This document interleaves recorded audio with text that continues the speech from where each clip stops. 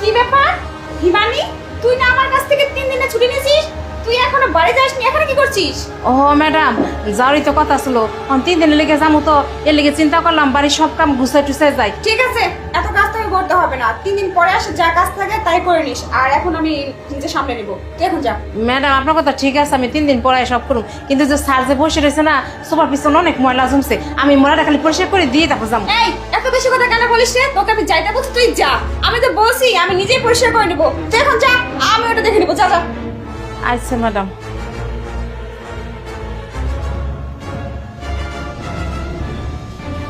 কি ব্যাপার প্রিয়া, কাজের মহিলা হিমানি তো পিছনে পরিষ্কার করতেছে এলো, তুমি পরিষ্কার করতে দিলে না কেন? না না, ও তো বাড়ি যাবে, ও বাড়ি যাক, আমি নিজেই পরিষ্কার করে নেব, সমস্যা নেই। আচ্ছা তুমি এখানে এভাবে বসে আছো কেন? অফিসের সময় হয়ে যাচ্ছে না? যাও অফিসে যাও। হ্যাঁ অফিসে তো যাবই, তার আগে বলছিলাম কি, পিছনে না অনেক দুর্গন্ধ বের হয়েছে, এই পরিষ্কার করতে হবে পিছনটা, না হলে ভাল লাগছে না। এক কাজ করি, আমি পিছনে পরিষ্কার করে তারপর ফ্রেশ হয়ে অফিসে যাই। কি বলতেছো তুমি? তুমি এখন অফিসে যাবে, তুমি কেন নোংরা পরিষ্কার করতে যাবে? তুমি ফ্রেশ হয়ে অফিসে যাও, আমি সময় মতো সুপার পেছনটা পরিষ্কার করে দেবো, তোমাকে করতে হবে না, যাও। না না, তোমার পরিষ্কার করতে হবে না, আমি বাসায় অনেকদিন ধরে কাজ করি না, আজকে তুমি এখন অফিসে যাবে, তুমি এখন অফিসে যাওয়া বাদ দিয়ে এগুলো করবে নাকি? তুমি যাও, আমি বলছি আমি তো বাসায় আছি নাকি, আমি তো হারিয়ে যাচ্ছি, আমি পরিষ্কার করবো, তুমি যাও তো যাও। না না, আজকে পরিষ্কার আমি তুমি যে কি শুরু করছো না, কেন তুমি এখন মজা ধরতে যাবে বলো তো? আরে দাঁড়াও, পিছনে অনেক নোংরা গন্ধ বের হচ্ছে, গন্ধের মধ্যে তো রুমে থাকা যাবে না। আরে বাবারে, আমি দেখতেছি। আরে শোনো না আমাকে, তুমি কি করতেছো? আয় এদিকে আয়। কি রে, এই ছেলেটা কি? এই ছেলেটা আমার বাসায় কি করে? আমি জানি না, আরে বিশ্বাস করো আমি জানি না, মনে হচ্ছে চোর। চোর না? হ্যাঁ হ্যাঁ চোর? তাহলে চোর যদি ওখানে লুকিয়ে থাকবে, তাহলে আমি বলছিলাম গন্ধ বের হচ্ছে, আমি পরিষ্কার করি, কেন তুমি আমাকে যেতে দিচ্ছ না, আমি তো তুমি ভাবছিলাম কি বলতেছো? আমি তো তোমার বয়ফ্রেন্ড, তুমি চোর বলতেছো মানে? দেখছো, নিজের মুখেই স্বীকার করলো।